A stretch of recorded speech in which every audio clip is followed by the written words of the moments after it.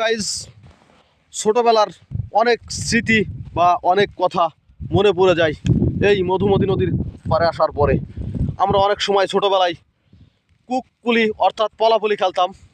আজকে আমরা আসছি মধুমতি নদীর পাড়ে কয়েকজনে একটু আকর্ষণীয় সেই ভালোবাসাটা দেওয়ার জন্য।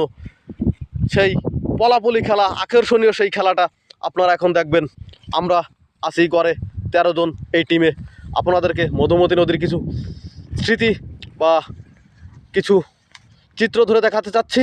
আপনারা দেখুন, এরপরেই দেখবেন আপনারা আমাদের সেই আকর্ষণীয় সেই পলাপলি খেলানো সেই সিস্টেমটা আমরা কিভাবে নদীর পাড়ে ঘাস জঙ্গলের মাঝে পলাপলি খেলি।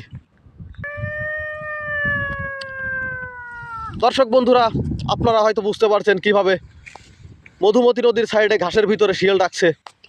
দেখুন আপনারা কিভাবে শিয়াল ডাকে।